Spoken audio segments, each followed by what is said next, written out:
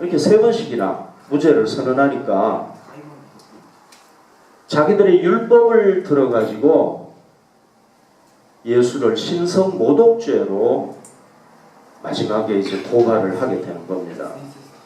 이 사람들이 왜 처음부터 이걸 안 했을까요? 처음부터 신성모독죄로 했으면 됐을 텐데 왜 안 했을까요? 그것은 이 빌라도가 이방의 그 믿지 않는 정치인이었잖아요. 그러니까 그 신성모독죄를 얘기해가지고는 예수의 사형을 이끌어낼 수 없다고 생각했기 때문에 그렇게 했던 겁니다. 유대인 지도자들은 어떻게 예수가 신성모독죄를 지었다고 선고할 수 있었을까요? 어떻게? 이 굉장히 중요합니다. 대제사장 가야바가 주재하던 그 유대 공의회에서 예수님이 심판을 받게 됐잖아요. 재판을 받게 됐잖아요.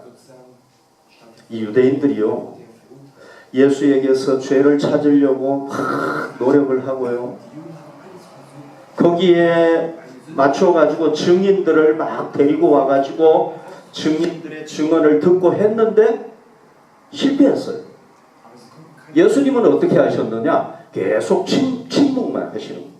말을 안 하시는 거예요. 그 다음 말씀을 한번 볼게요. 예수께서 침묵하시거나 계속 침묵하시는 거예요. 예수 말을 안 하시는 거예요. 왜? 다 거짓이고 거짓 증인들이니까. 그런데 이제 대제사장이 이걸 묻습니다. 내가 너로 살아계신 하나님께 맹세하게 하노니 내가 하나님의 아들 그리스도인지 우리에게 말해라. 이 질문을 딱 했어요. 네가 하나님의 아들이고 그리스도냐?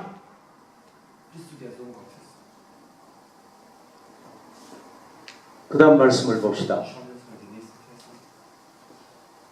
예수께서 이르시되 네가 말하였느니라. 네 말이 맞다. 그런 얘기죠. 우회적으로 표현한 거지만은. 그리고 난 뒤에 추가해서 예수님께서, 그러니까 예수님은요, 자기가 하나님의 아들이고 그 다음에 그리스도라는 것을 인정을 했습니다. 자기 스스로 인정을 한 거예요. 여기서 중요한 거는 자기 스스로 인정했다는 게 중요한 겁니다.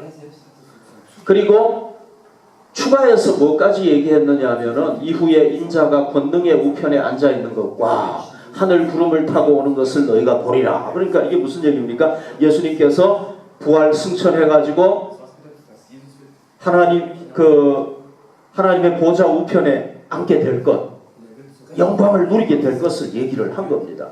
장차 얼마 안 있으면 그렇게 되는 거죠. 그 다음에 하늘 구름을 타고 온다는 건 뭐냐면은 이제 온 세상을 심판하기 위해서 만왕의 왕으로서 이제 재림할 것이다 하는 얘기를 한 거예요. 그러니까 이 유대인 지도자들이 분노하게 돼요. 왜? 인간이 그런 얘기를 하니까. 그래서 신성모독죄를 선고했고 빌라도에게 데리고 가가지고 죽여달라고 얘기를 한 거예요. 이해가 됐죠? 그죠? 자기 스스로 그렇게 한 거예요. 예수님 스스로. 강요에 의해서 뭐 한 것도 아니에요. 자기 스스로 그렇게 한 거예요. 그럼에도 불구하고 오늘날 거의 대부분의 사람들이 예수가 하나님의 아들이다 인정을 안 해요. 안 믿어요. 왜? 안 믿는 게 당연하죠. 여러분, 사람이 인간으로 태어나면 벌써 신이 아니라는 얘기입니다. 어떤 사람이 인간이면서 동시에 신이 될 수가 없어요.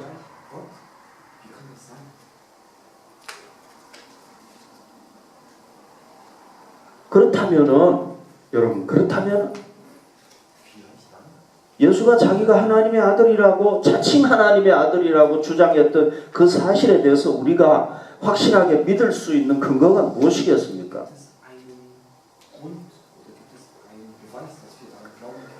빌라도가요, 예수를 풀어주려고 했잖아요.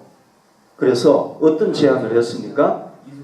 명절이 되면은 죄수 한 사람을 풀어주는 게 있잖아요. 그러니까 이 빌라도는 군중들이 바라바를 달라고 할 것이다 생각을 하고 내가 누구를 풀어주면 좋겠느냐? 예수를 풀어줄까? 바라바를 풀어줄까? 그랬는데 이 자기가 생각했던 거하고 완전히 반대로 바라바라, 강도 바라바를 풀어달라고 한 거예요. 그러니까 이 빌라도가 어떻게 했느냐 하면은 이게 또 있었네요. 대제사장이 자기 옷을 찢으면서 신성 모독했다고 얘기한 거죠. 그 다음 말씀을 봅시다. 이에 빌라도가 예수를 데려다가 채찍질했다. 빌라도가 직접 채찍질한 거는 아니에요. 사람들이 바라바를 풀어달라고 하니까 군병들에게 이제 요청을 한 겁니다. 저 예수를 데리고 가서 채찍질을 해라. 이렇게 명령을 한 거예요. 여러분, 이 로마의 채찍질 형벌은 여러분들 다 알고 계시지만은 다시 한번 설명을 하면요. 그 The Passion of Christ라는 그 영화에도 잘 표현이 되어 있는데 이 죄수를 기둥에 묶어요. 못 움직이도록. 기둥, 이렇게 된 기둥에다가 탁 묶어요. 그 다음에 이 여러 갈래로 나 있는 채찍으로 때리는 거예요. 죄수를 팍 때리는. 그런데 여러분 알다시피 이 채찍에는 뭐가 붙어 있느냐 하면은 납덩어리가 막 붙어 있는 거예요. 납덩어리가 붙어 있든지 아니면은 뭐가 붙어 있느냐? 뾰족한 짐승뼈가 붙어 있는 겁니다.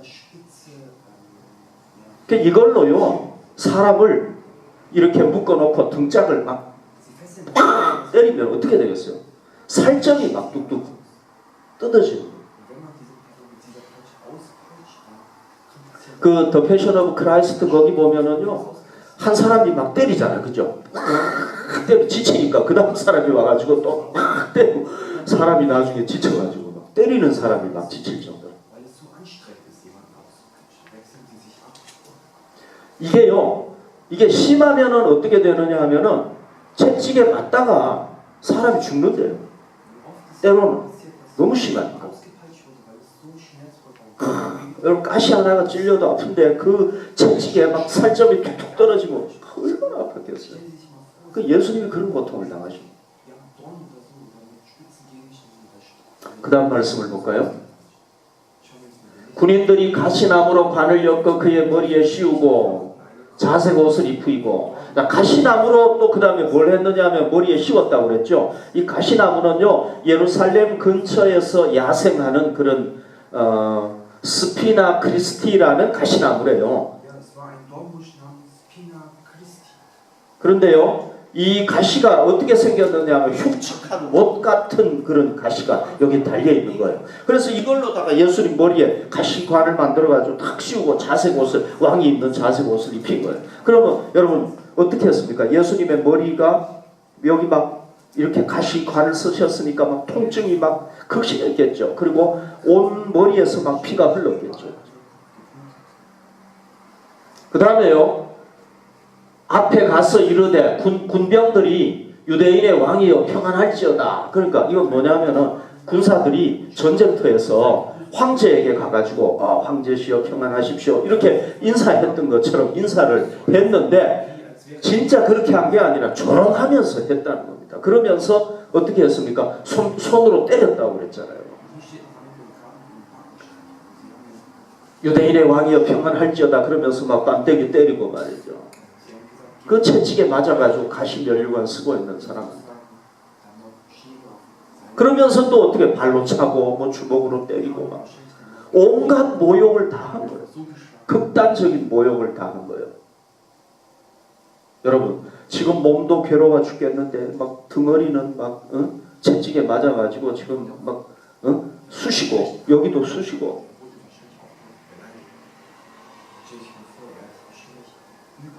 예수님께서요 왜 이런 고통을 당했습니까? 왜 이런 그 조롱을 여러분 그래도요 사람이 좀 육체적인 고통은 참을 수가 있을 것 같은데요 모욕을 당하면은 진짜 참기 어려워요. 예수님이 왜 이런 걸 당했습니까? 죄가 없이 당했어요. 그것도 억울해요. 죄가 없이 당한 것도 억울한데 뭐 때문에 당했느냐? 하나님의 아들이라는 건데 자기 스스로 하나님의 아들이라고 했기 때문에 당한 거예요. 이런 고통을 당한 거예요. 그러면 여러분, 우리가 한번 생각을 해봅시다. 이성적으로 한번 생각을 해봅시다. 뭐 이성을 뛰어넘어도 괜찮아요. 예수가 진짜가 아닌 거짓으로 하나님의 아들이라는 걸 증명하기 위해서 이 채찍에 맞았겠습니까? 맞으면서 견뎠겠습니까? 가시관을 쓰고 모욕을 당했겠습니까? 자기가 하나님의 아들이 아닌데 거짓말 시켜가지고. 이건 불가능하다고 생각합니다. 제가 생각할 때 이건 불가능하다고 생각합니다. 그리고 그것뿐만 아니라 하나님의 아들이라는 것 때문에 6시간 동안 십자가에 달려가지고 고통당하면서 죽었겠습니까? 거짓말을 진짜로 포장하려고. 이건 불가능합니다. 여러분, 예수님께서 이 고난을 당하신 걸 보면은요, 이걸 참고 견딘 걸 보면은 진짜 하나님의 아들이었다는 겁니다. 아멘. 진짜 하나님의 아들이었다. 그럼 그가 하나님의 아들이면 전능하신 분 아닙니까? 왜 저런 모욕을 참고 왜 저런 고난을 당했습니까? 죄도 없이. 왜? 사도 요한은요, 나중에 이렇게 기록을 했습니다. 요한복음에 보면 그 다음 봅시다. 요한일서 3장 5절에 사도 요한이 그가 우리 죄를 없애려고 나타나신 것을 너희가 아나니 그에게는 죄가 없느니라. 왜 인간이 되셔가지고 저런 고통을 당하셨나요? 바로 우리 죄 때문에. 우리 죄를 없앱니다. 바울은요, 비시디아 안디옥에서 회당에서 복음을 전할 때 좀 더 구체적으로 이것에 대해서 잘 설명을 했습니다. 그 다음 9절을 봅시다.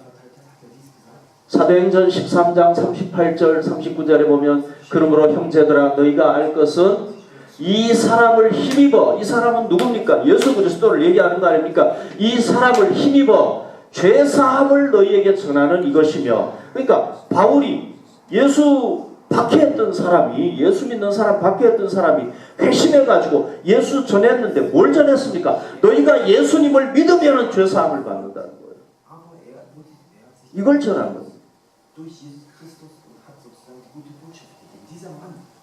그 다음에 또 모세율법으로 너희가 의롭다 하심을 얻지 못하던, 아니요, 아직 넘어가면 안 되는데, 의롭다 하심을 얻지 못하던 모든 일에도 이 사람을 힘입어 믿는 자마다 의롭다 하심을 얻는 이것이라.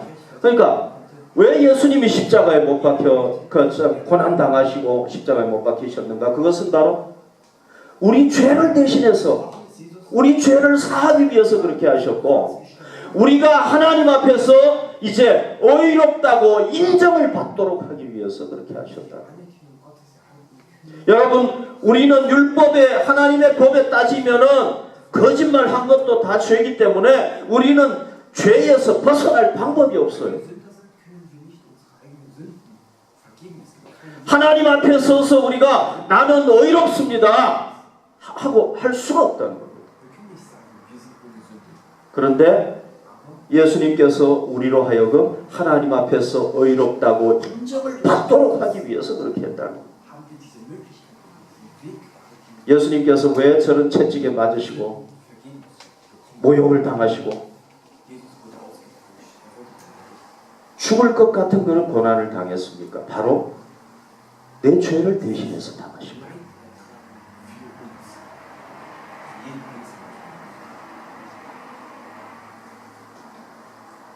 그래서 내가 하나님 앞에서 의롭다고 인정함을 받도록 하기 위해서 그렇게 했다는 겁니다.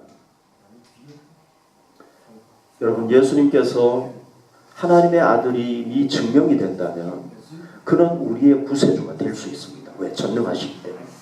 아멘.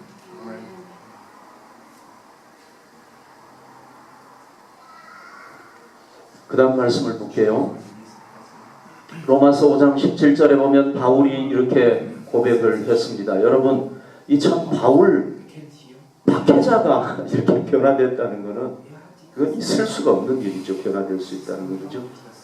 예수님을 만났기 때문에 이렇게 변화가 됐는데, 한 사람의 범죄로 말미암아 사망이 그 한 사람을 통하여 왕노릇하였다. 한 사람이라는 것은 아담, 우리 조상 아담 때문에 모든 인류가 다 죄와 죽음의 종노릇하게 됐다는 겁니다. 여러분, 이거 현실이에요.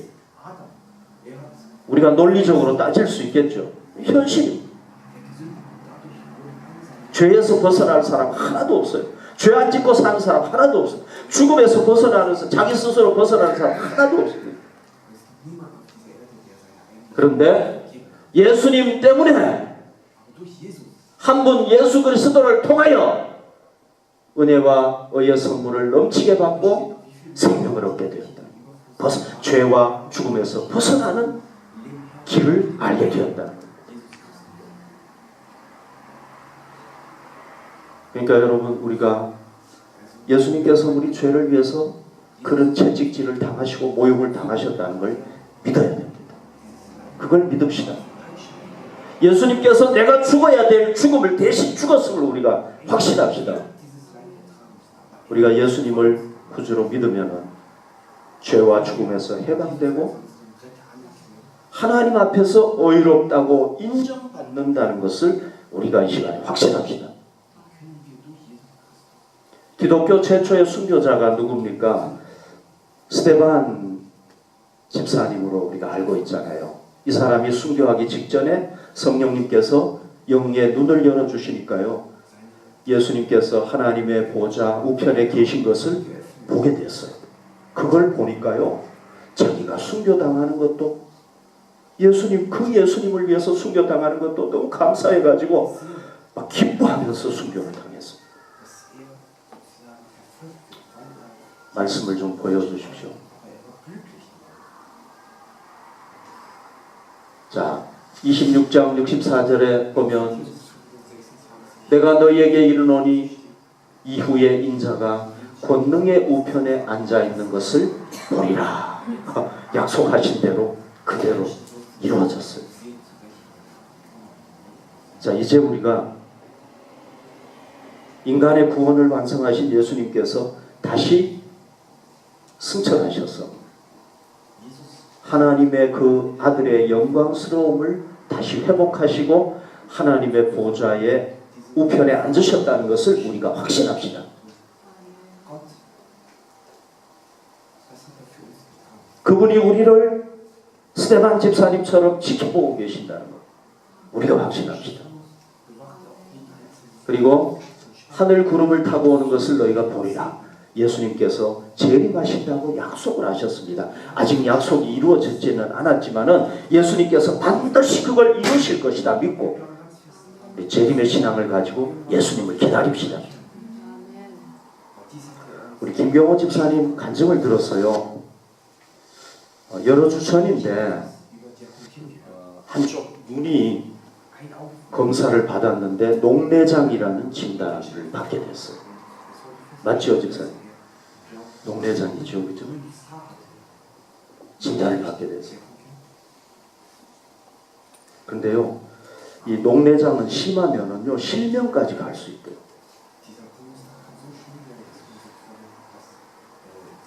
그래서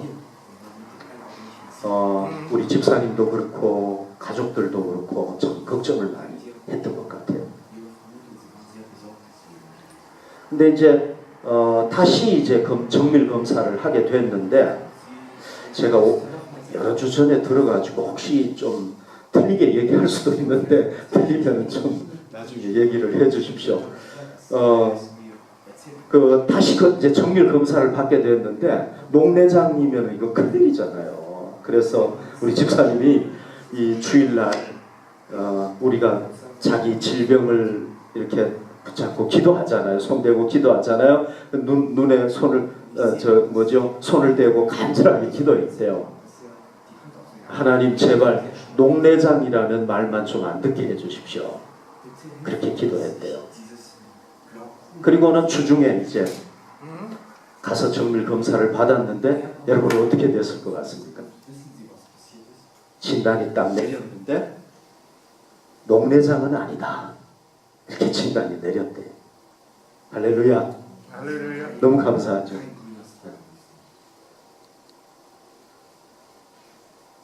저는 확실하게 믿습니다. 우리 집사님 기도하셨고 가족들도 기도했고 우리도 같이 기도했거든요. 하나님께서 우리 기도에 응답하신 줄로 믿습니다. 예수님 이름으로 기도하니까 응답하신 줄로 믿습니다.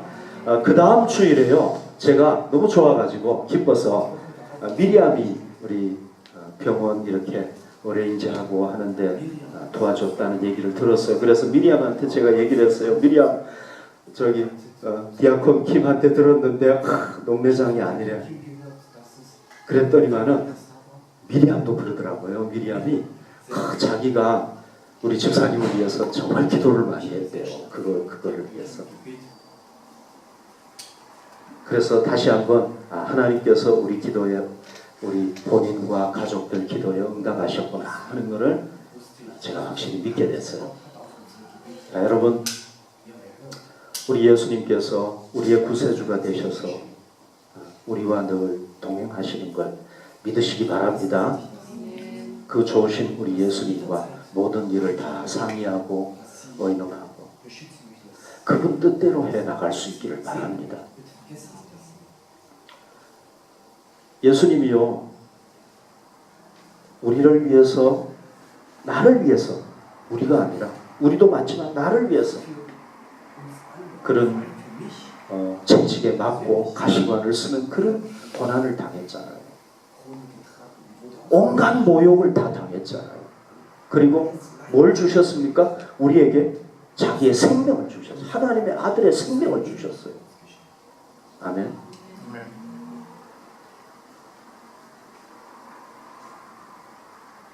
우리도 예수님께 우리 생명을 드립시다. 우리가 예수님을 위해서 생명을 드리면요 어떤 일이 생깁니까? 우리 생명은 죽을 생명이잖아요. 여러분 70년, 80년, 90년 살면 죽잖아요. 그죠? 영원하지 않는 생명. 이걸 드리면 예수님은 어떻게 합니까? 우리에게 영원한 생명을 주세요. 너무 놀랍죠? 우리가 주님을 위해서 시간과 물질을 바칩시다.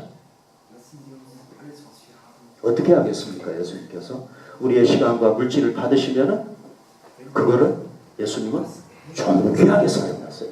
아멘. 더 놀랍게 축복하세요. 왜? 성경에 약속이 있기 때문에. 여기 말씀에 있잖아요. 그 다음 말씀을 한번 봅시다.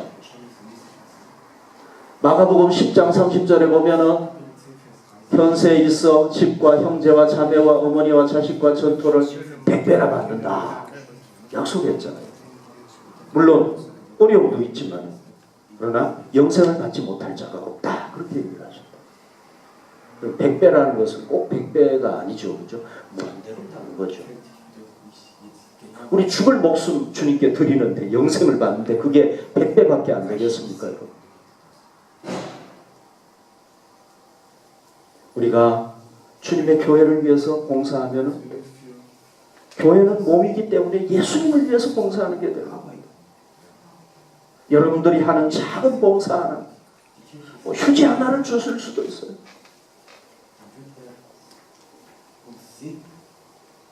작은 봉사 하나가 우리가 주님께 드리면은 예수님께서 어떻게 하시겠습니까?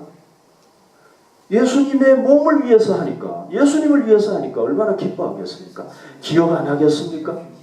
더 좋게 채워주시지 않겠습니까?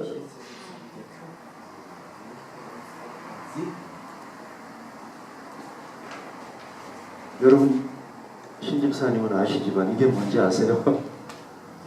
이게 한국어로 된 전도지예요. 네, 전도지인데 지난주에 제가 이거 받았는데 이게 어느 교회에서 만든 전도지냐면은 우리 신집사님 아버님 사역하시는 한국의 쉴만한 물가교회에서 전도지를 만들었어요. 지난번에 그 교회에서 사모님하고 이렇게 손님들이 다녀가셨잖아요. 우리가 매주일 나가서 전도한다고 얘기를 하니까 이분들이 참 감동을 받으셔가지고 전도지를 가지고 가셔가지고 거기서도 이제 전도하려고 이렇게 전도지를 만들었어요. 너무 놀랍죠? 우리의 전도가 이렇게 열매를 맺어가고 있습니다. 여러분 제가 한번 생각을 해봤어요. 매주일 나가서 물론 그 매주일 진짜 필수적으로 나가려고 노력하지만 못 나갈 때도 있기는 했는데 매주일 나가서 예수님을 영접하든 안 하든 한 최소한도 20명 이상은 제가 사람 그럼 어쨌거나 그분이 받아들이든 안 받아들이든 간에 아무튼 복음을 전하는 거거든요. 안 받아들인 거는 뭐 그거 안 받아들이는 거예요. 어쩔 수 없는 거니까. 우리 청년들하고 우리 성도님들하고 같이 나가서 복음을 전하는데 최소한도 한 주에 20명만 만난다고 해도요. 1년을 따져보니까 1000명이 되더라고요. 10년이면 10,000명이겠죠. 제가 생각할 때는 20명 이상 돼요. 평균 따지면. 여러분 그들 중에서 몇 사람이라도 정말 예수님을 영접하고 신앙생활 잘해서 하나님 나라에 간다면 제가 하나님 나라에 가서 그분들을 만나면 얼마나 기쁘겠습니까? 우리가 복음을 전하면은요 영원히 구원을 받게 되고요. 천국에서 예수님께서 그 영혼을 위해서 천사들과 함께 잔치를 벌인대요. 성경 예수님께서 말씀하셨어요. 그리고 제가 하나님 나라에 갔을 때 야, 네가 복음을 전했던 영혼이 여기 구원받았다. 얼마나 저에게 칭찬해 주실 것이며 상급을 주시겠습니까? 저는 하나님의 나라에서 영광스럽게 빛날 것입니다. 자, 여러분 제가 늘 말씀드리지만은 우리가 우리 직장 생활의 목적, 우리 학업의 목적, 우리가 하는 모든 일의 목적을 복음 증거라는 목적에 초점을 맞추고 하십시다. 아멘. 거기에 맞추고 우리가 감당하고 또 기회가 될 때마다 우리가 기도하면서 복음을 전할 때 예수 그리스도가 하나님의 아들이시고 그리스도라는 걸 전할 때 하나님께서 우리에게 열매를 주실 줄로 믿습니다. 우리 삶이 복되게 될 줄로 믿습니다. 우리 시간에 함께